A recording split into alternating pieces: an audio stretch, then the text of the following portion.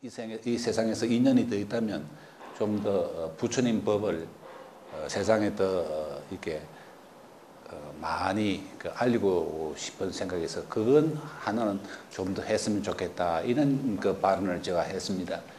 오늘 제가 이 자리에 쓴 것도 지금 또 원장 선생님께서 법보신문에 그동안 칼럼을 쓰다가 신신명이라고 우리 다 아는 성찬대사의 신신명을 우리가 어떻게 이해하면 좋겠는가, 어떻게 나 것으로서 소화하면 좋겠는가 하는 칼럼을 지금 쓰고 있는데 그것도 그런 제 소박한 그 소원의 일단이 아니겠는가 그렇게 저는 짐작하면서 뭐든지 부처님을 위해서 내가 열심히 살겠다 이런 생각을 갖고 있는데 오늘 제가 이 정가군의 초청을 받게 된 것을 저로서는 큰 인연으로 생각합니다. 하는데 그래서 작년에 이제 폐렴에 걸리면서 제가 평소에 당뇨에 좀 지병이 있었는데 당뇨가 악화돼 가지고 당뇨가 눈을 때렸습니다. 때려가지고 시력이 아주 안 좋아요. 안 좋아서 컴퓨터를 보낼 때도 아주 큰 글자로 제가 보내고 왜냐면 안 보이니까 큰 글자로 보내가는데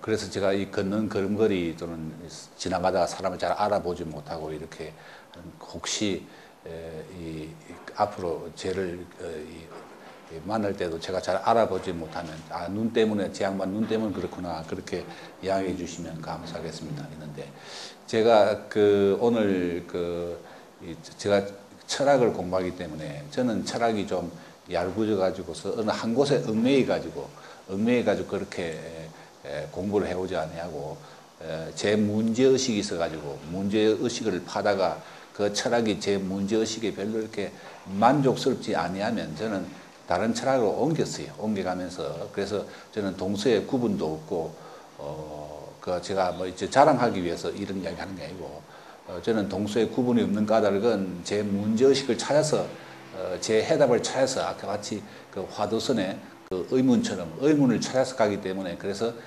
특정한 그런 영역이 없다 그렇게 이해해 주시고 그래서 저는 그렇게 공부하면서 누가 어느 선지식이 저를 인도해 준 것도 아닌데 제가 스스로 철학의 길을 찾아서 가면서 나이 들수록 제가 불교 쪽으로 오게 되는 것을 느꼈다. 그래서 젊을 때 아까 말씀드린 이기영 스님도 계시고 또 원희범 스님도 계시고 강의는 다 들었습니다만 불교가 저한테 별로 와닿지를 아니했어요. 아니하면서 잘 이해도 안 되고 와닿지 않고 그래서 서양 철학을 하기 위해서 서양 루뱅대학 가가지고 공부를 하고 들어왔는데 공부를 하면서 자꾸 저도 모르는 사이에 이렇게 서양 철학도 뭐 이런 분야 저런 분야 하다가 또 동양의 유학 쪽으로 옮겨서 주자학을 공부하다가 또 양명을 하다가 그래서 노장학으로 발길이 옮겨지게 되었습니다. 노장학. 그래서 사유하는 도덕경 같은 이런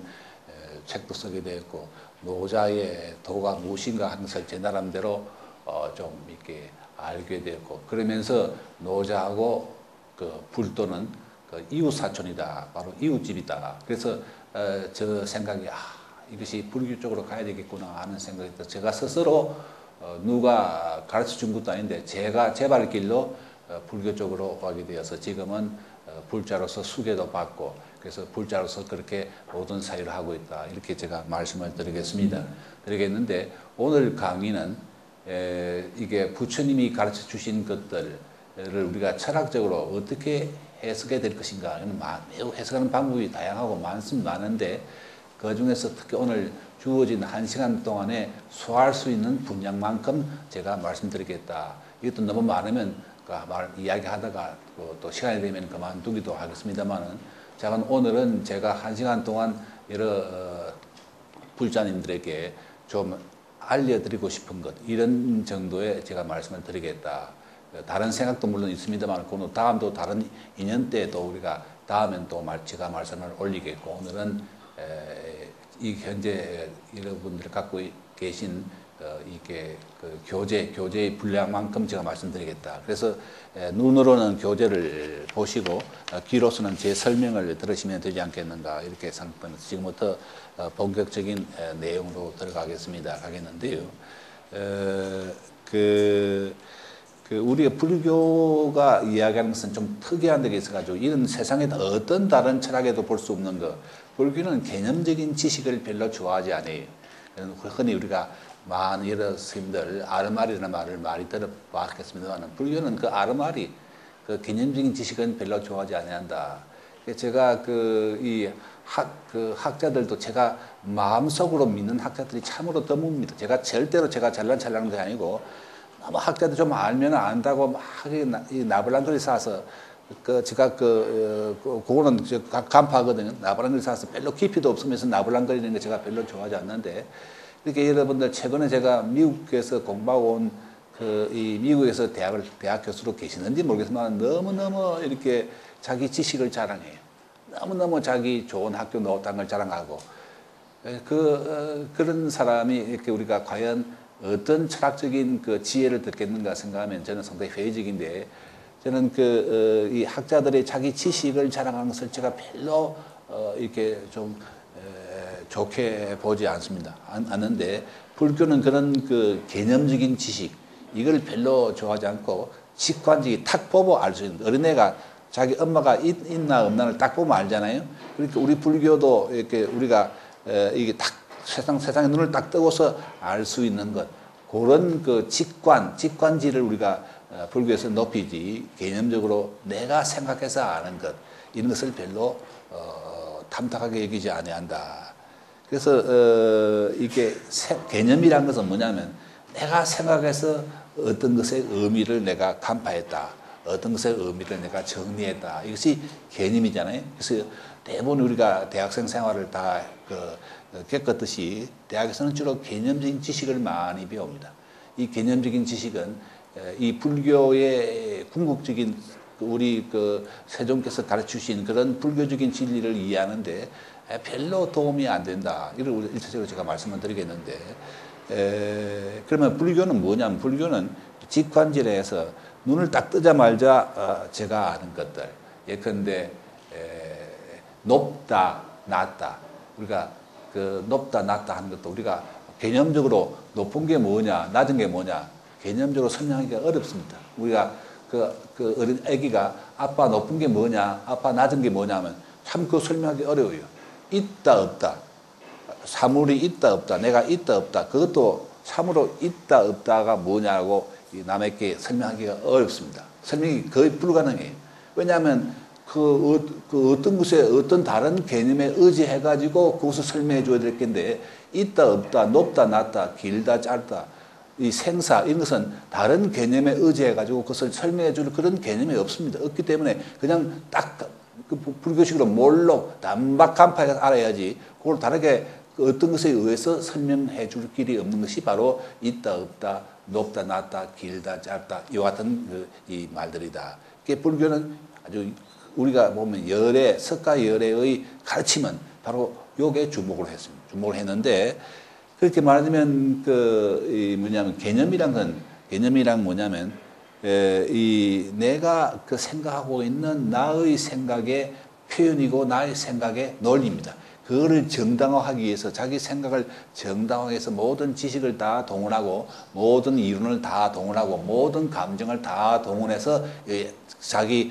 생각, 자기 논리, 자기 이론을 정당화하기 위해서 애를 쓴다. 우리가 대학에서 배우는 지식이 되게 그렇다 이거죠. 그런데 우리가 있다 없다 하는 문제 이건 어떻게 설명할 길도 없고 이렇게 없다는 것이 없다면 만약에 없다는 말이 없으면 있다는 그것을 우리가 설명할 길이 없는 것이다. 이렇게 없다 있다 이것이 대대법이 돼가지고 이게 대조가 돼가지고 없다 있다 이래야 이 있다는 것은 없는 것이 아닌 것 또 없는 것은 있는 것이 아닌 것 이렇게 정도밖에 설명할 수 있는 다른 길이 없다. 이렇게 서로 유무가 대비돼서 설명된다. 이것은 다른 개념이 어떤 지식도 필요하지 않아야다. 또 길고 짧은 것도 장단도 마찬가지고 그렇기 때문에 생사도 삶과 죽음도 삶이란 게 뭐냐 인생에 대해서 누가 인생을 설명해 달라면 그런 설명이 거의 불가능한 문제와 마찬가지다. 그렇기 때문에 인생 철학을 강의한다는 것은 그런 말이 그렇지 인생 철학은 사실상 누구든지 말을 할 수 있지만 인생 자체에 대해서 누구도 인생 자체를 이해할 수가 없는 것이다. 그렇기 때문에 저는 이것이 매우 중요한데 저는 그 부처님이 예컨대 보리수 나무 아래에서 그 명상에 삼매에 있으면서 문득 새벽에 뜨는 밤 하늘에 있는 그 샛별은 지금 우리가 보면 학자들이 금성이다. 금성이 가장 밝잖아요. 금성을 보셨다라고 짐작을 하고 있습니다만 금성이 반짝하는 걸 보셨단 말이에요. 부처님이. 근데 이 반짝은 이게 매우 중요한 그 신호를 우리에게 말씀해 주시고 계신다. 이게 모든 세상 만사가 다 반짝하고 다 이게 말하자면 아주 그렇게 우리에게 그 기호로 나타나고 있다. 이렇게 지금 제가 이 기호라 말을 쓰고 있으니 매우 중요합니다만은 이렇게 그 부처님이 그걸 보시고서 문득 팍 하고 열렸다. 세상을 보는 눈이 열렸어요. 이게 세상을 보는 최초의 눈은 이 세상이 반짝반짝하는 그 샛별처럼 반짝반짝하는 이 기호구나. 이 세상 가보면 우리가 물방울이 떨어질 때도 똑딱 하고 가장 물방울이 떨어질 때도 뚝 하고 떨어지는 거 없고 반드시 똑딱 하고 딱 사이는 중간적으로 그 인터벌 중간에 쉬는 쉼표가 있잖아요. 인터벌 반짝도 이렇게 멀리서 보면은 그 반할사고 짝 사이는 중간에 간격이 있잖아요. 아주 미세한 간격이 딱 있는데 그게 쉬는 것입니다. 약간 쉬는 것입니다. 경계가 없이는 우리가 세상 만물을 이렇게 뭐라고 표시할 길이 없죠. 생사도 중간에 쉼이 있다. 그렇기 때문에 이게 그 매우 중요한 제가 왜 지금 이 말씀을 여러분들에게 드리려고 하냐면 개념하고 제가 말씀드린 기호는 다르다. 불교는 철학적으로 세상을 개념적으로 보는 것을 가르쳐 주는 것이 아니고 기호적으로 보는 것을 가르친다. 지금까지 그 학자들이 불교의 우리 세존의 사상은 철학적으로 해석해 보면은 그것이 개념론이 아니고 기호론이다라고 이야기하신 그런 분이 있는가 제가 잘 알 수는 없습니다만은 제가 볼 때 불교는 절대로 개념론이 아닙니다. 개념이란 뭐냐면 개념은 그 자체 하나가 독자적인 의미를 지니고 있어요. 예컨대 말하면 우리가 사전에 보면 말은 어떤 시다라고 쭉 말에 대한 설명이 나와요. 개는 어떤 시고 인간은 설명이 좀 복잡하니까 서양 그 철학에 보면 인간은 이성적인 동물로서 그 이성에 의해서 우리의 사유를 정리하고 오감을 정리하고 하면서 이성의 근거에서 이 인간을 설명해 나간다. 그래서 인간은 생각하는 동물이다. 이성적인 동물이다. 이것이 말하자면 그 인간에 대한 서양 철학의 동양 철학도 별 차이가 없고요. 서양 철학의 개념적인 정의잖아요. 인간은 생각하는 동물이다. 인간은 이성적인 동물이다. 그렇기 때문에 모든 개념은 그 자체 독자적인 어떤 의미를 지니고 있다. 독자적인 의미를 지니고 있다. 이렇게 보는 것이 개념입니다. 그렇기 때문에 이 개념으로서 세상 만사를 설명하는 이 사고 방식이 그동안 오랜 세월 동안에 동양이나 서양이나 이 철학계, 인간의 철학을 지배해 왔습니다. 실제로 부처님의 이 사유 방법, 이게 말하면 기호적으로 보는 방법은 거의 그동안 동서 철학사를 보면은 그 철학사의 주류가 아니고 비주류로 흘러왔다. 앞으로는 이 기호론이 미래 철학의 주류가 될 것이다. 저는 확신하고 있는데, 이게 이제 앞으로 요에 대해서 설명을 좀 해드리겠는데, 그러니까 말하면 이 기호란 것은 뭐냐면, 반짝하고 똑딱하듯이 반짝하는데, 짝이 없으면 반이라는 건 의미가 없어요. 짝이 없으면 반이 의미가 없어요. 이렇게 우리가 물이 떨어진 것도, 여기 똑딱할 때, 똑이 없으면 딱은 성립하지 않고, 딱도 똑이 없으면 성립하지 않고, 모든 것이 그 기호로 우리가 되어 있다. 그렇기 때문에 기호는 자기 홀로 독자적인 의미를 지니고 있지 않다. 그런데 기호가 자기 홀로 독자적인 의미를 지니고 있지 않다. 우리가 교통신호도 좀 기호죠.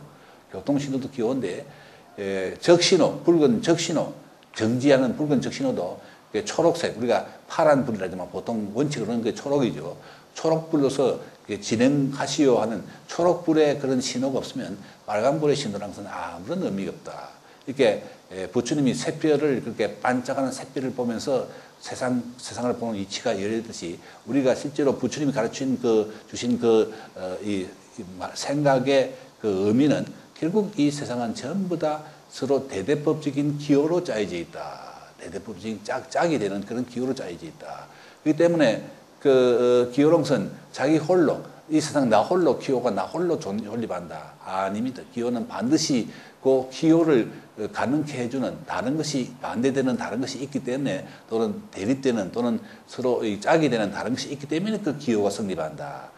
그렇기 때문에 남자라도 여자라는 이 다른 것이 있기 때문에 남자가 성립하지 여자가 없는 남자는 이 세상에 인간으로 성립하지 않는다.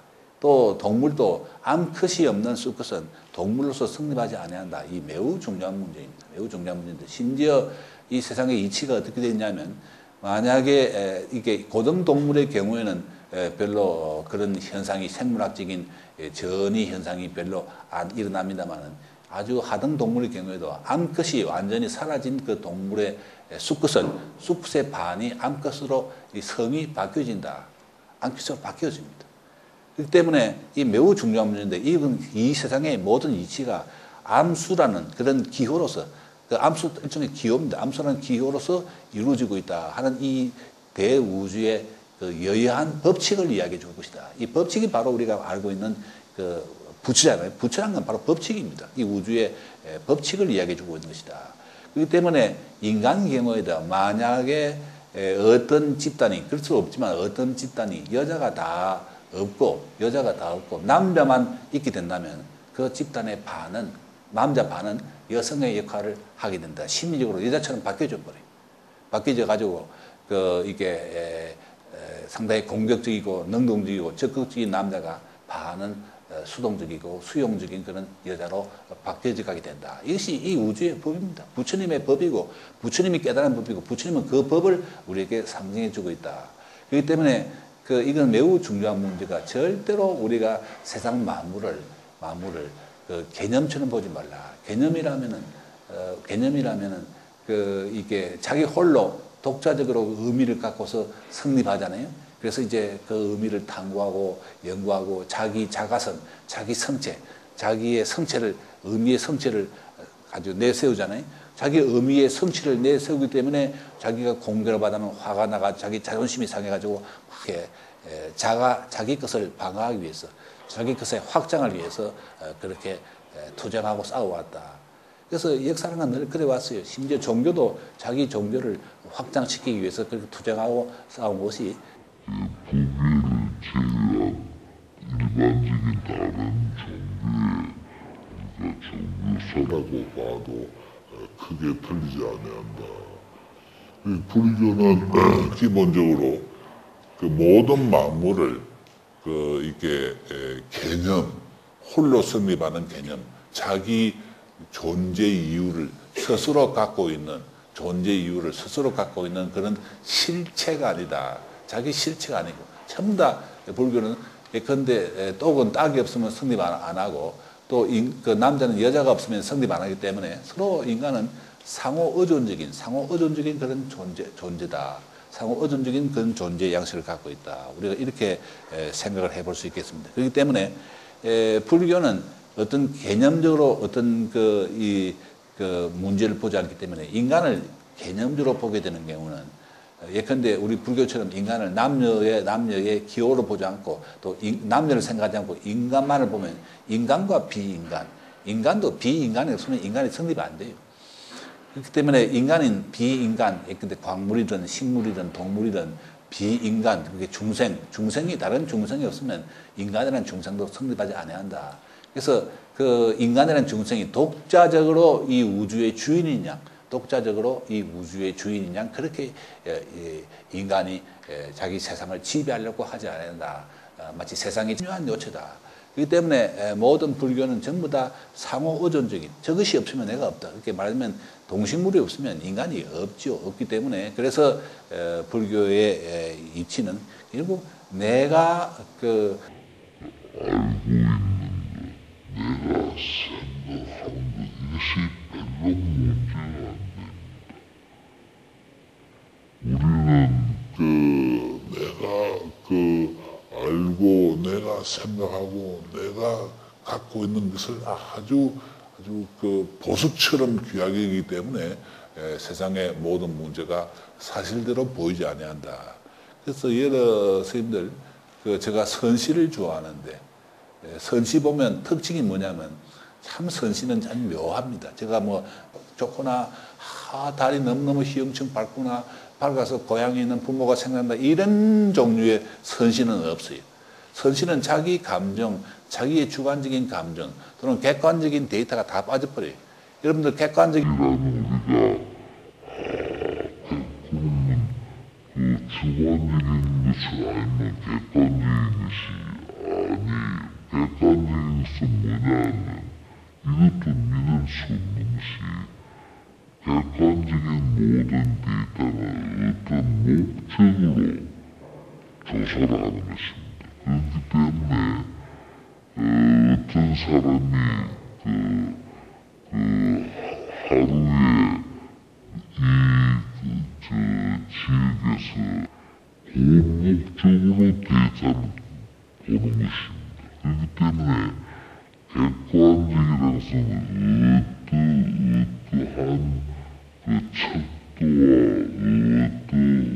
어떠한 목적 아래서의 객관이지 아무런 전제 조건이 없는 그런 객관적인 데이터라는 것은 없다. 그러므로 객관적인 데이터는 어떤 조건과 어떤 전제 아래서 성립하는 어떤 전제 아래서 성립한 전제에 대한 어떤 해답이랄까 이것이지요. 아무 것이 없는 그런 무조건 객관은 존재하지 아니한다. 불교는 그런 주관적인 감정 또는 객관적인 그런 데이터, 이것이 불교가 아니에요.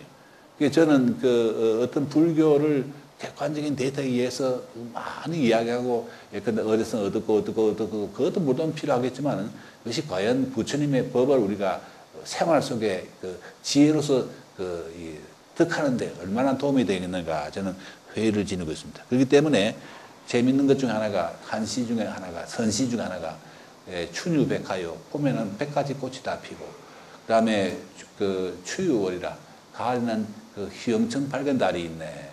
그 다음에 하유나병하고, 여름에는 시원한, 하유량풍하고, 여름에는 아주 시원한 바람이 불고, 그 다음에 동유술이라, 겨울에는 눈이 있네.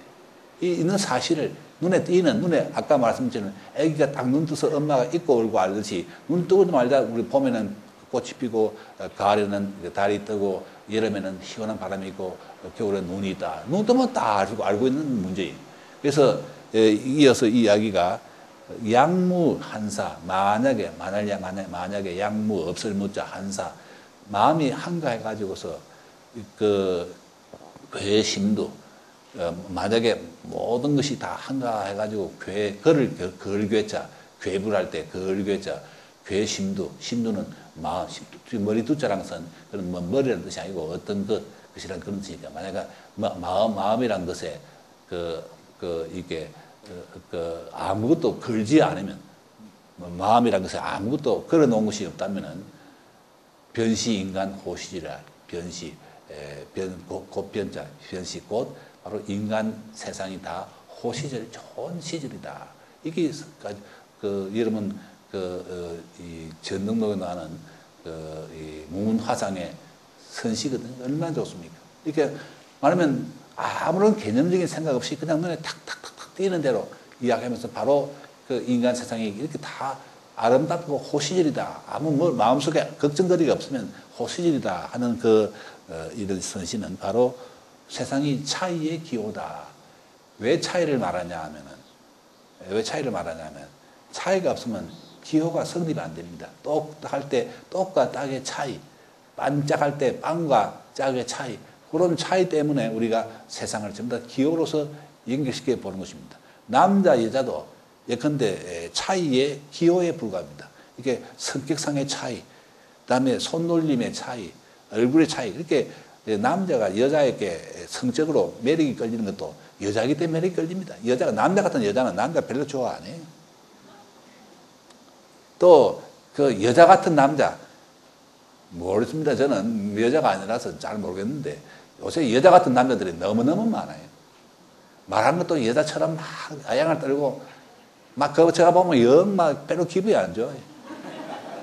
근데 의외로 많아. 그 여자한테 인기 있어 그런지 모르지만은 저는 이게 최근에 나온 무슨 드라마인가 그게 그 남자 아니 꽃보다 그 말고 그런 제가 안 봤어요. 뭐 제목 자체도 제가 마음에 안 들고 아이고 갑자기 나이 드니까 이게 요새 부잣집 이게 유산 위대한 유산 있잖아요. 그게 아들 있죠. 그 손자 이름이 뭐던가요? 이성기 그 사람 좋아요. 왜냐하면 잘생기는데 절대 이자처럼 잘난 티를 안 내요. 아주 남자처럼 굵어요. 그래야지 뭐 남자가 어떤 광고에 나오는 꽃미남은 버블인가 보면 아주 자기 마누라가 이 버블을 하면 너무너무 좋아하는 사람에서 약간 웃으면서 아이고 난 막 그런 거 보면 밥맛이 없어요. 막 이게 이 절에서 험한 말은 할 수도 없고 저는 아마 여자도 꽃미남 같은 거 여자 같은 남자들은 좋아하지 않지 않으려나 서로 다르기 때문에 좋아하는 것입니다. 다르기 때문에 자기가 끌리는 것인데 이게 뭐냐면 저기 세상이 전부 차이의 기호예요. 다르기 때문에 이제 남녀가 서로 끌리는 것인데 이렇게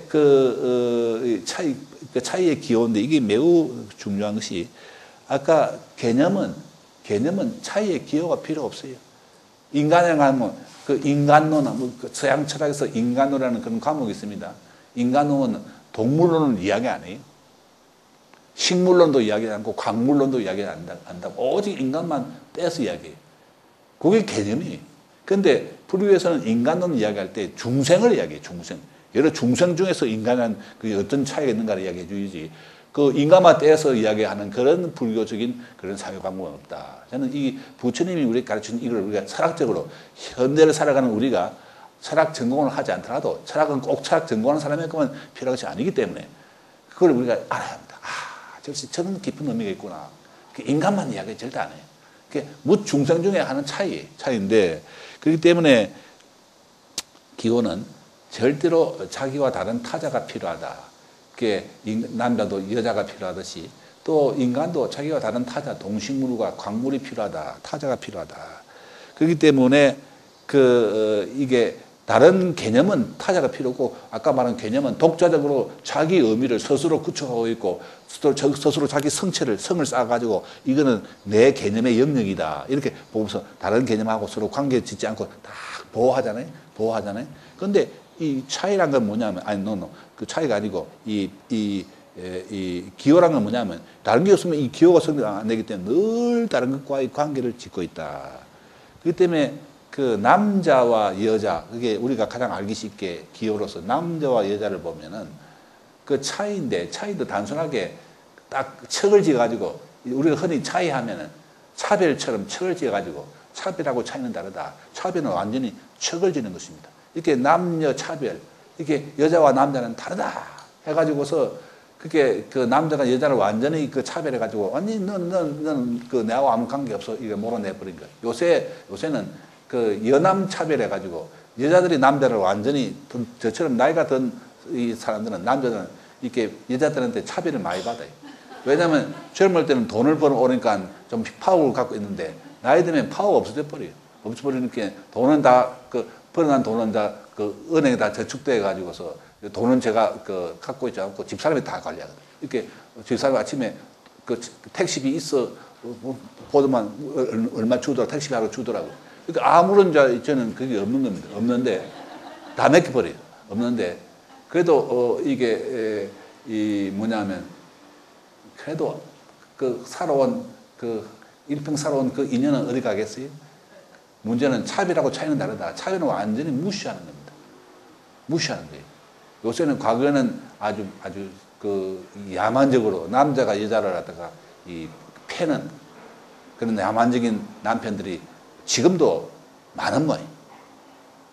많은데 지금은 여기 돼가지고 매 맞는 남편들이 많대요. 매 맞는 남편. 이것도 보면 참 이해가 안 되는데 그것도 무슨 기가 눌려가지고 매 맞는 남편이 많아졌다. 이것도 뭐냐면 앞으로는 점점 더 할 것이다.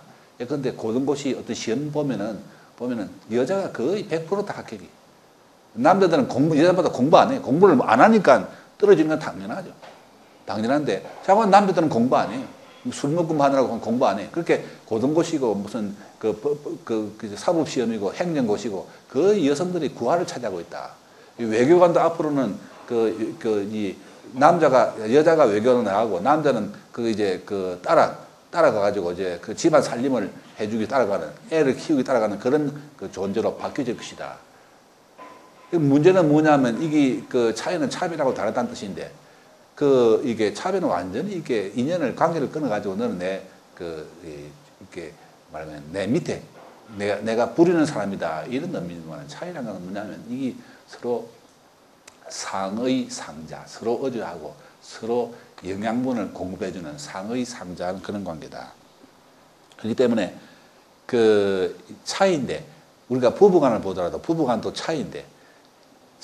차이지만은 그 서로 상호 그 연기되고 있다. 이 말이 이제 좀 어려운 말인데 연기되고 있다. 왜냐하면 그 서로 남남이 돼가지고 완전히 그 벽이 쌓이지 가지고 너와 나는 아무런 상관성이 없다 하는 그런 게 아니고 서로 상관성이 있어. 뭐냐면 보면 우리 집을 보더라도 저는 남편으로서 남편은 저 아내의 남편이야.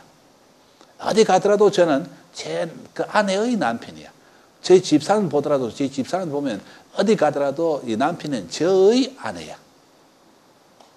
그게 절대 그 인연이 안 끊어지. 이렇게 사람이 살아가면서 누구를 만나느냐에 따라서 달라집니다. 예컨대 그런 짐승같이 자기 아내를 패는 그런 남자를 만나면 이건 살 수가 없죠. 예. 잘 안 들립니까? 살 수가 없죠. 살 수가 없는데 너무 울리는 것 같은데. 살 수가 없는데, 그렇기 때문에 그런 남자 만나면 그는 참 그것도 참 어쩔 수 없는 아주 골병 드는 것입니다. 골병 드는데, 남자도 그런 여자 만나도 골병 드는 것인데, 이게 뭐냐면, 이게 저는 어디 가더라도 저희 집사람의 남편이고, 저희 집사람은 어디 가더라도 저의 아내다. 그러니까 저의 성격과 저의 그 생각과 저의 이 감정, 이런 것들이 전부 다 아내에게 다 연기된다. 연기되는 왜 연기냐면, 연기란 건 조금 시간적으로 늦게 가는 거지 않습니까? 즉각 바로 동시에 일어나지 않고, 제가 이렇게 행동하기 때문에 그 아내가 저렇게 행동하는, 그렇게 약간 시간적으로 차이가 있어가지고 연기되는 것이죠. 또는 공간적으로 연장된다든가. 그렇기 때문에 이렇게 기호란 것은 뭐냐면, 차이와 연기 또는 연장, 시간적인 연기, 공간적인 연장, 차이와 연장의 두 가지 개념이 합친 것이다. 이렇게 볼 수 있어요. 제 말을 알아듣겠습니까? 알아듣겠죠? 요 차이와 연기, 요 두 말을 합쳐가지고 현대 철학에서 불란스 말로, 불란스의 철학자인 이런 이야기는 이게 너무 많이 할 필요 없습니다만, 데리다라는 철학자인 데리다 철학자예요. 차이와 연기를 합쳐가지고 차연. 이 차이란 말은 개념이 없죠. 왜냐하면 불교는 원래 개념이 아니기 때문에 개념으로 설명이 안 됩니다. 부처님 말씀이 개념으로 설명이 안 됩니다. 안 되게 늘 우리 스님 보면 이 말로서 설명이 잘 안 돼 하는 이야기는 뭐냐면 그게 개념화가 잘 안 돼요. 안 되기 때문에 이제 스님들이 우리에게 불교를 가르칠 때 설법하실 때 늘 그렇게 이야기해 주시는데 이게 차연, 이건 개념이 아닙니다. 그냥 억지로 만든 말이다. 이렇게 두 생각을 동시에 우리가 할 줄 알아야 합니다. 차연. 이렇게 부부간은 일생을 통해서 차연이다. 부자간도 마찬가지다. 이렇게 근데 남편을 잡아당기면 마치 그 찹쌀떡처럼 남편을 잡아당기면 그 마누라도 따라오는 것입니다. 따라와요. 그게 제가 어디 가면 저 뒤에 마누라 흔적이 따라와요. 또 마누라가 어디 가더라도 제 흔적이 따라가요. 이게 저는 별로 밖을 나갈 일이 별로 없으니까 마누라는 어디든 잘 나가요. 잘 나가는데 이렇게 어디 가더라도 뭐 저 따라간다는 이야기는 해본 적도 없지만은 또 오라는 소리도 안 해요. 그래도 어디 가든지 제가 뒤에 따라갈 거다. 이게 차연입니다. 이게 기호예요. 차연. 기호도 차연이다. 그래서 이게 이 인간 세상의 모든 만물은 이런 관계로 이루어져 있다. 그래서 선생님들 이게 원효대사가 말하는 화쟁, 그 말 들어보셨죠? 원효대사의 화쟁사상. 모든 싸움을 다 화하는 화쟁사상인데 원효대사의 금강산맥경도라는 책 보면 동과 이를 늘 동시적으로 보라는 이런 이야기를 많이 합니다. 참 원효대사 그거 보면 대단한 불교 철학자입니다. 세상에 그만한 불교 철학자가 없어요. 그만한 제가 모든 불교 철학자를 다 알고 있지는 않습니다만 그만한 불교 철학자는 제가 볼 때 거의 없지 않나 싶어요. 우리가 그 원효대사를 우리가 이어받아야 돼요. 그 정신을. 그런데 원효대사가 동과 이, 가설 동자와 달리자, 동과 이는 늘 동시적으로 비동시적인 것의 동시성. 아까 말하면 부부, 남편과 아내가 동시적으로 어디 같이 가지만 늘 비동시적이에요. 왜냐하면 우리가 남자를 먼저 생각하면 여자가 약간 후퇴하고 또 여자를 먼저 생각하면 남자가 약간 후퇴하듯이 그렇게 동을 먼저 생각하면 같을 이자, 다른 이자가 약간 뒤에 생각나고 다른 이자를 먼저 생각하면 같을 동자가 약간 뒤에 오듯이 동과 이란 것은 원효대사의 그 생각을 쉽게 풀이하면 비동시적인 것의 동시성. 이 말 알아듣겠습니까? 조금 어려운 말인데 알아듣겠습니까? 비동시적인 것의 동시성. 이렇게 같이 가지는 않지만, 그런데 늘 같은 자리에 동거하고 있어요. 같은 자리에 동거하고자만, 그러나 하나를 먼저 꺼내면 하나는 뒤에 따라오지, 동시에 두 개 나오고 초점이 이렇게 안 맞는 그런 것은 아니다. 이렇게 비동시적인 것의 동시성. 이것이 이 원효대에서 말하는 화정사상이다. 이렇게 볼 수가 있는데, 그렇기 때문에 우리가 생각해 보면은 재미있는 것이 동과 지금 같은 것과 다른 것, 같은 것과 다른 것도 같은 것은 같은 것만 있고 다른 것이 없는 경우는 다른 것이 없는 경우는 같은 것이 기호로서 성립하겠습니까? 하지 않겠습니까? 안 하죠. 반드시 다른 것이 있어야 돼. 그러니까 다른 것은 같은 것이 성립되기 위해서 필요한 내 짝이야. 이게 화정사상입니다. 필요한 내 짝이야. 우리처럼 같은 것이 다른 것을 미워해가지고 막 그저 밟아가서 없애버린다. 이런 소리는 생각은 절대 안 해. 같은 것은, 왜냐면 내 같은 것이 좋은데 같은 것은 없냐면 다른 것이 없으면 이 같은 것이 절대 성립 안 해. 안 그러면 이 같은 것이 또 나눠져 버려. 그렇기 때문에 다른 것은 같은 것을 위해서 서로 이렇게 상호 필요한 그런 존재이기 때문에 그래서 그 원효대사의 그 화정사상은 뭐냐면 결국 이것이 있기 때문에 저것이 생긴다. 이게 불교의 연기법하고 같이 가는 것입니다. 이것이 있기 때문에 저것이 있는. 이렇게 아내가 있기 때문에 남편이 있고, 남편이 있기 때문에 아내가 있고, 또 이상의 여자가 있기 때문에 남자가 있고, 남자가 있기 때문에 여자가 있고, 또 동물이 있기 때문에 식물이 있어요. 식물도 절대로 동물에 종속되는 그런 부수적인 존재가 아니다. 이게 부처님이 세상 만물을 보는 말하면 기호적인 사고방식이다. 기호적인 사고방식이다. 그런데 그 기호적인 사고방식에 보면은 그 사이에 반짝할 때, 아까 별이 반짝할 때, 빵과 짝 사이에 그 약간의, 아까 제가 휴식 쉬는 것이 있다. 우리가 말만 계속 할 수가 없잖아요. 말을 하더라도 중간에 호흡을 하면서 쉬어야지. 그냥 쉼도 없이 그냥 말을 하는 그런 법은 세상에 존재할 수가 없습니다. 그러면, 별이 반짝할 때 빵과 짝 사이에 중간에 약간 그 휴식이 있어. 쉼표가 있어. 약간 정지가 있어. 이게 뭐냐면, 이게 아주 없을 무자. 비어 있는 거. 약간 비어 있어요. 그러니까 우리가 세상에 보더라도 모든 이 우주를 기호로 보더라도 이 기호와 저 기호, 이 기호와 저 기호 사이에 중간에 이 기둥과 저 기둥도 일종의 기호인데 그 사이에 중간에 빈 공백이 있어요. 공백의 허가 두 사이의 기호를 서로 가르쳐 준다. 공백의 허가.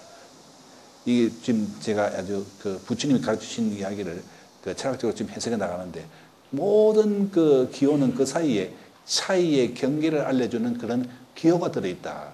그게 말하면 없을 무자고 동시에 비일공자. 만약에 저 두 기둥을 우리가 색으로 보면 이 법당에 두 원주 기둥을 우리가 색으로 보면 저 두 원주 기둥인 색 사이에는 빈 공간, 공백이 들어있다. 그렇게 말하면 부처님이 이야기해 주신 그 반짝 또 똑딱하는 그 모든 삼라만상의 존재 방식, 삼라만상의 존재 방식은 전부 다 차이의 상관관계다. 서로 차이가 아까 남녀가 차이지만 서로 상관관계 있고 자연관계 있다. 차이와 연기, 자연관계 있다고 했지 않습니까? 그 자연관계 사이에 공백이 들어있어요. 그 쉼이 들어있어요. 휴식이 들어있어요. 그게 없으면 차이의 기호가 성립이 안 돼. 우리는 세상이 다 엉켜가지고 뒤죽박죽이지 우리가 뭘 알아볼 수가 없어. 그렇기 때문에 모든 그 세계 상관관계는 자기 내부에 이미 공백을 안고 있다. 그렇게 여겨야 되겠다. 공백을 안고 있다. 그 사이가 매우 중요하다. 그래서 예컨대 불교에서도 생사의 사이가 매우 중요하고 생사의 사이에 그 불교가 있고 저는 부처님의 가르침이 있다. 이렇게 생각이 됩니다. 그러므로 이 세상을 그렇게 보면은 이 세상의 모든 존재 방식은 차이의 그물망이다. 이 기둥과 저 기둥의 차이의 그물망이고, 그 다음에 남자와 여자도 차이의 그물망이고, 동물과 식물과 광물도 전부 다 차이의 그물망이다. 하늘과 땅도 차이의 그물망이다. 그러므로 그 차이는 차별하고 다르기 때문에 불교적인 의미의 평등, 그러니까 불교는 이 평등인데 아마 세상에서 가장 먼저 평등을 실천하신 분이 우리 석가열의 우리의 세존이 아니겠는가. 왜냐하면 이게 석가열의 그 10대 제자 가운데서 이발사는 천직 중의 천직입니다. 그 당시에 궁중 이발사는 부처님하고 같은 자리에 앉을 수도 없고 쳐다볼 수도 없고 저 밑에 있어야 돼. 그런데 다른 사람 보니까 궁중 왕세가 와서 보니까 임금님 제자의 저 궁중 이발사 그 출신, 갑자기 제가 이름이 생각 안 납니다만은, 예? 가필라가 아닌가 하는데, 제가 잘 모르겠지. 보면, 하여튼, 있으니까 얼마나 놀라워요. 이렇게 다른 왕족들이 와서 보려면 같이 앉으라 하지 않거든. 그게 세존은 전혀 그게 있잖아요. 그게 평등이에요. 어떤 것도 신분상에 의해서 차별을 두지 않아요. 그 누구도 신분상의 계급상의 차별을 받지 않습니다. 그게 부처님의 평등을 최초로 실천하신 분이에요. 인도의 브라마니즘은 바로 이 차별을 인정해 주는 것인데 불교님은 그걸 철폐해 버렸어요. 그렇기 때문에 불교가 인도에서 길게 뿌리를 오래오래 못 받은 중요한 이유가 브라만 종교의 브라만들이 자기들 이렇게 분리하니까 자꾸 이렇게 그 불교의 그런 평등 사상을 자꾸 이렇게 멀리하게끔 했기 때문에 불교가 인도에서 결국 밀려나게 된, 물론 불교가 상당히 이 철학적인 종교이기 때문에 무식한 사람들이 잘 이해를 못해요. 이해를 못하기 때문에 그냥 이 무식한 사람들 복만 빌기 위해서는 내가 복 줄 테니까 염려마, 내한테 와서 기도만 하고 이렇게 공양만 올려. 그러면 나들 복 받아. 이렇게 하면 간단하잖아요. 그러니까 무식한 사람 속이는 쉽잖아요. 그 때문에 불교가 밀려났어요. 밀렸는데 이렇게 부처님 바로 최초로 평등을 실천하신 인류의 아주 스승이다. 대스승이다. 그런데 그러면 서양식인 평등, 그거를 불교가 하느냐? 아니다. 불교는 서양식의 평등은 거짓말이라고 봅니다. 법 앞에 신분 차이가 없이 법이 똑같이 적용되는 것은 그건 당연한 그런 불교도 인정하는 평등입니다만, 왜냐하면 그 신분상의 제약을 받지 않기 때문에. 그러나 모든 사람이 똑같지는 않아요. 절대로 만물이 다르듯이 인간도 다 달라요. 우리 인간도 다 다릅니다. 다르기 때문에 차이가 불교의 평등이에요. 이 말은 서양 사람들 하면 놀래 잡아집니다. 차이가 차이가 무슨 차별 이야기하는 아니야. 영어로 하면 discrimination, 차별이 아니고 difference, 단지 차이일 뿐이다. 인간은 다 달라. 복도 다 달라. 복도 자기가 지은 대로 가, 업대로 가. 그렇기 때문에 자기가 받은 업을 무시하고 그렇게 똑같이 안 해야 한단 이것이 불교적인 의미에서의 평등이다. 그러므로 만인은 서로 다르기 때문에 남녀가 서로 다르기 때문에 서로 의존하듯이 상자 상을 한다. 다르기 때문에 서로 이렇게 영향을 주고받고 서로 의존하고 있다. 그러므로 이 기호랑선 상관성을 짓는 표시다. 그래서 우리 불교를 상징하는 절의 절만자, 이 절만자, 여기 서로 상관성을 의지하고 있는 표시입니다. 우리 절만자 이 표시를 잘 안 써요. 근데 저는 열심히 씁니다. 이게 열심히 써요. 세상에 부처님이 세상을 이야기해 줄 때 최초의 세상을 알려주는 기호가 바로 절만자예요. 근데 이 절만자가 고대 히랍의 신전에 이 절만자가 부처님이 만드신 것이 아니고 고대 히랍의 신전에도 이 절만자가 들어있다. BC 10세기. 그게 BC 10세기면 부처님이 이 세상에 출현하시기 이전에 벌써 인류는 이런 사고를 해왔어요. 그러니까 부처님이 가르치신 것은 뭐냐면 인류가 이런 그 어떤 인류가 사고해왔던 그 사고의 그 참 진실을 우리에게 다시금 아주 종합적으로 이야기해 주신 분이다. 그러니까 부처님이 만드신 것도 아니고 이미 그렇게 인류는 세상은 그렇게 짜여져 있어. 그렇게 짜여지고 있는 그런 직물의 세상을 천으로 보면 그런 짜여진 천의 직물의 논리를 그 부처님이 말씀해 주신 것이다. 그 절만적에서 우리가 즐겨 써야 된다. 그렇기 때문에 두 번째로 들어갑니다만은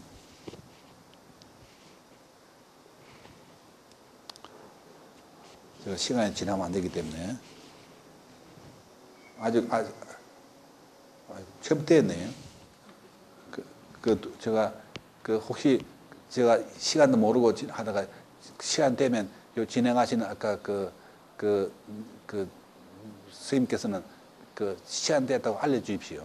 그럼 제가 끝내겠습니다. 그 개념은 이 소유론적이에요. 근데 기호는 존재론적이다. 약간 어려운 말이 나옵니다. 존재론적이다. 개념은 소유론적이라는 뭐냐면 개념은 내가 가지려고 하는 것. 내가 가지려고 하는 것. 이게 대학에서 왜 공부하느냐? 많은 개념을 가져가서 내가 남한테 이게 더 많이 안다는 것. 더 많이 아는 것은 파워, 힘이 됩니다. 더 많이 안다는 것. 이 세상은 무식하면 살기 어려워요. 더 많이 아는 것. 내가 소유하는 것과 직결됩니다. 이렇게 인간이 돈을 소유하는 것, 인간이 권력을 소유하려고 하는 것, 인간이 지식을 소유하려고 하는 것, 인간이 명예를 소유하려고 하는 것. 이 모든 것은 뭐냐면 사회생활에 그것이 필수적이기 때문에 사회생활에 필수적이기 때문에 이렇게 돈, 권력, 그다음에 명예, 지식을 가지려고 하는 것입니다. 그래서 이게 옛날에 우리 어릴 때 보면 참 대학 가기가 어려웠어요. 한 마을에 시골에 대학 가는 자식을 대학에 보내는 사람이 한 반에도 제가 지금 경상남도 저 시골인데 한 반에도 몇 명 안 돼요. 몇 명 안 돼. 그렇기 때문에 그 대학 가면 상대 시골에서는 쥐였어요. 저 대학생, 저도 그 학생 시절에 이 대학생 내려가지고 방학도에 시내를 걸고 다니면 부러워서 나도 어떻게 하면 저렇게 될까. 이렇게 그 부모도 그걸 아주 긍지력이 있고 자기도 긍지력이 있어요. 그렇게 얼마 안 되기 때문에 대학생이 또 가난해가지고. 그래서 아주 집을 팔아서라도 소를 팔아서라도 집이 망해서라도 자식은 나처럼 무식하게 안 키우고 교육시키겠다. 어버이가 한이 맺혀서 무식하기 때문에 전혀 사회에서 제대로 대접 못 받는 것입니다. 이게 소유야. 돈 없으면 밟혀주고요. 이게 문제인데 불교는 무소유를 이야기하는데 소유가 없으면 우리가 밟혀주고 그러면 불자, 무소유 불자하고 사회생활은 절대적으로 필요한 소유하고 이 두 가지를 어떻게 해결해 나가는가. 불교가 그걸 이야기해 줘야 합니다. 불교가 돈은 절대적으로 필요해요. 돈 없으면 살아갈 수가 없잖아요. 그럼 돈이 아닌 소유욕이고 불교는 소유욕을 너무 탐욕을 이야기하고 그러면 어떻게 되느냐. 돈은 벌되 어떻게 탐욕에 빠진 돈을 버느냐. 이 길을 앞으로 미래 불교는 이야기를 해줘야 합니다. 우리나라 불교는 그 이야기 안 해줘. 불자들이 어떻게 해야 될지 모르겠어.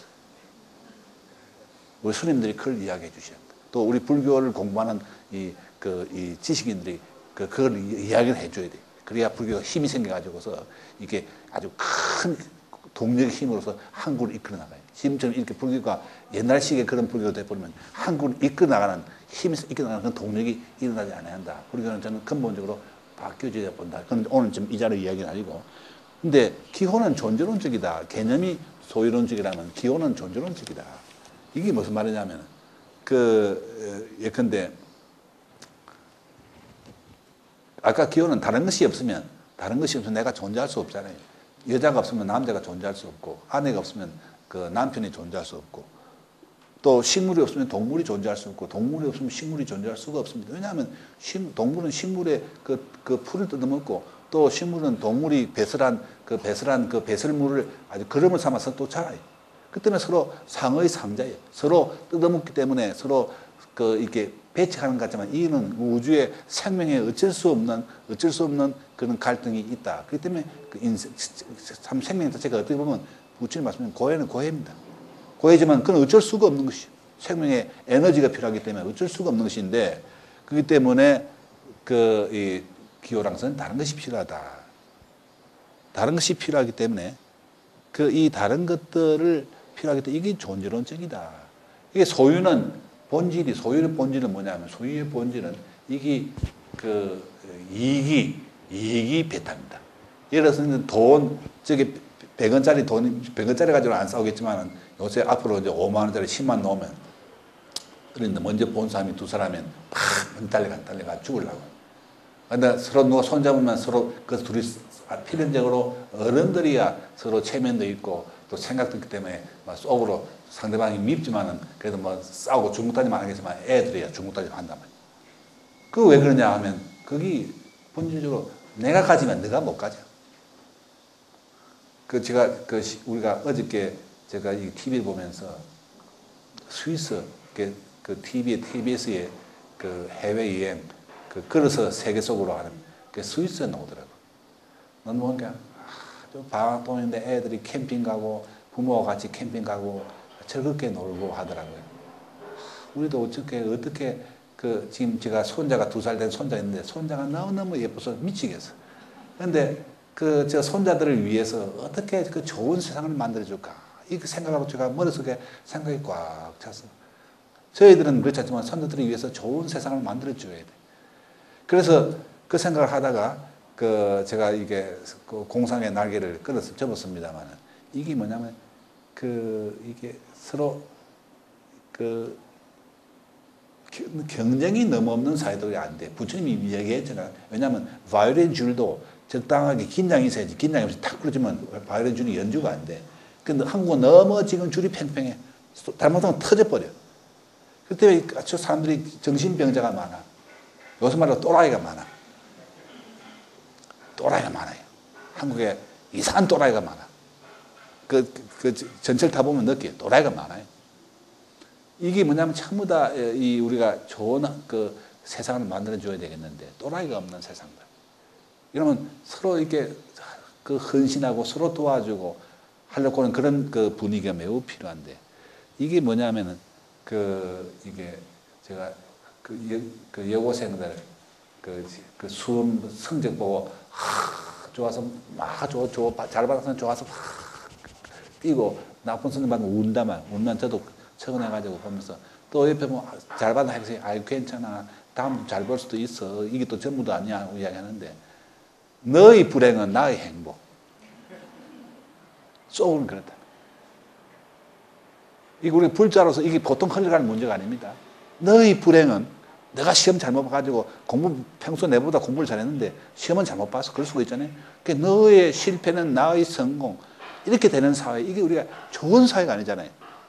이게 불자로서, 뭐 그건 세상 문제니까 내 문제가 아니다. 이렇게 볼 수가, 이게 대성이야. 그렇게 볼 수가 없어. 어떻게 우리도 다 함께 즐거워하고 다 함께 상의 상대하는 그런 사회를 만들어갈까. 이 고민을 우리가 이 불자들이 해야 합니다. 이 고민을 스님들이 해 주셔야 돼요. 또 스님뿐 아니라 불자들도 해야 됩니다. 그 중에서 불자 중에서 훌륭한 사상가, 훌륭한 종교가, 훌륭한 사회개혁가가 나와야 돼. 이게 보통 문제가 아닌데, 이게 지금 이제 존재론적이란 말은 뭐냐면, 소유론적이란 말은 절대 나 중심이지. 절대 누가 같이 공동으로 안 나눈다고. 나는 안 나눠요. 내 것이.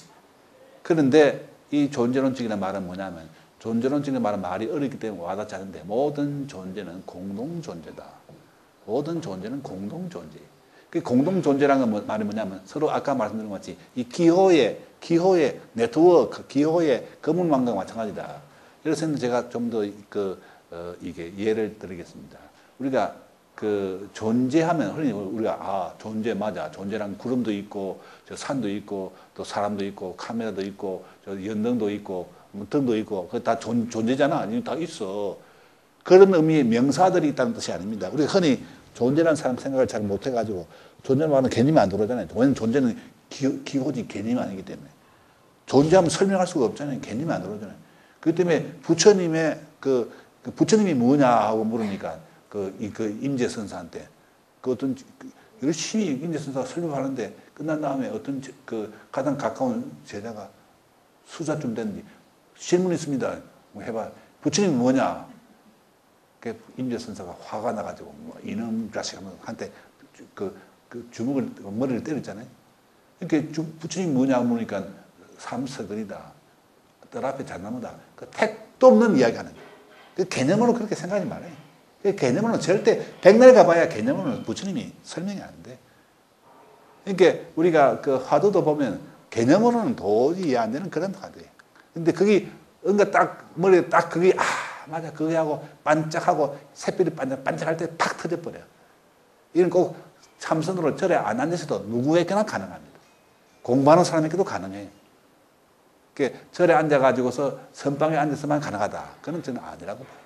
오늘 앉아서 고요히 생각하면 터지는데 이 문제가 뭐냐면 이게 존재는 뭐냐면 이게 이게 명사로서 이게 이게 덕이다, 문이다, 숭정전, 액자다 그런 명사가 아니에요.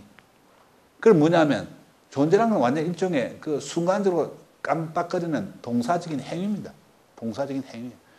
예를 들어서 님들 능엄경에 보면은 이게 보면은 번개와 벼락은 있지만은 번개와 벼락의 주체는 없어. 처음에 저는 그게 무슨 말인지 몰랐어. 대단히 어려운 이야기야. 번개와 벼락의 주체가 없으면 어떻게 그런 번개 치고 벼락 치는 그런 행위가 일어나냐. 이 우주에는 명사라는 그런 주체가 있어가지고서 그렇게 행위가 일어나요. 우주는 전부 다 순간적인 행위의 거물망이에요. 이게 매우 중요해요. 아까 제가 이야기했듯이 그 명사적인 행위 주체가 있다면 그건 벌써 개념이 돼버리죠. 제가 이야기 알아듣겠죠. 개념이 돼버리죠. 없어요.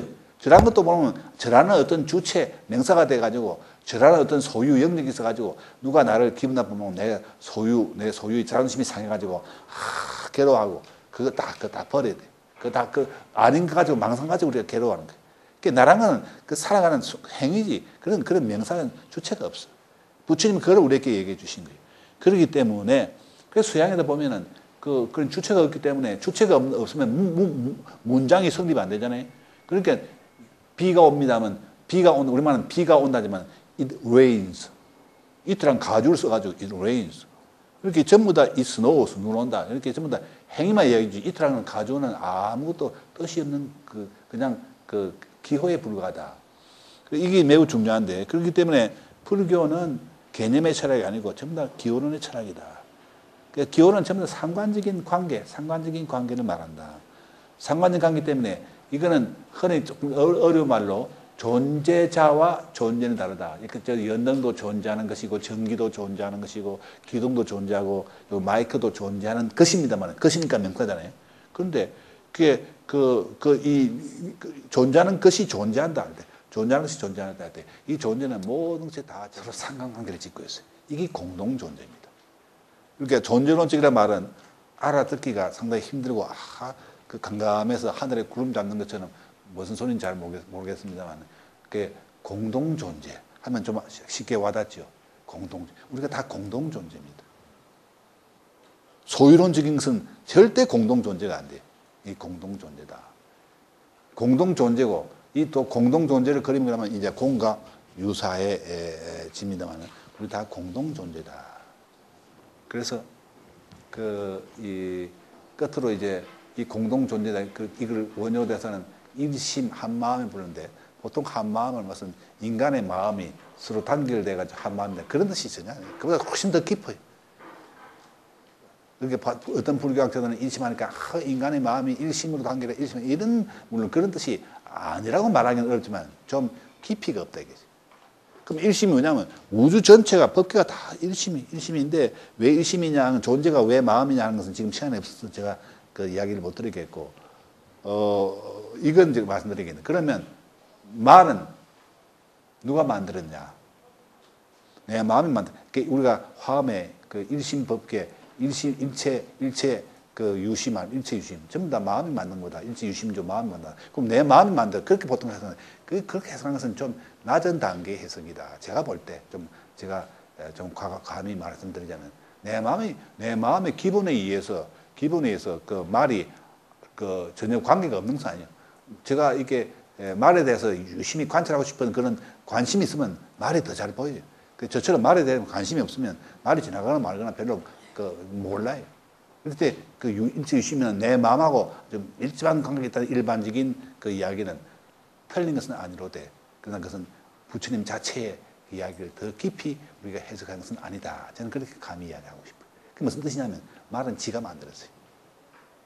말은 뭐냐면 모든 삼라만상은 다 자기가 이렇게 존재인데 일종 존재의 한 부분인데 자기 업을 지는 건 존재의 한 부분인데 그 말은 근데 말이라는 그 마음은 말도 마음이죠. 식물도 마음인데 왜 말은 마음이 아니겠어요? 광물도 마음인데 아주 마음 중에서도 아주 천리를 달리고 싶은 그런 마음이 있어. 이게 고등어는 고등어는 천리로 달리고 싶은 마음이 전혀 없어. 전혀 없어.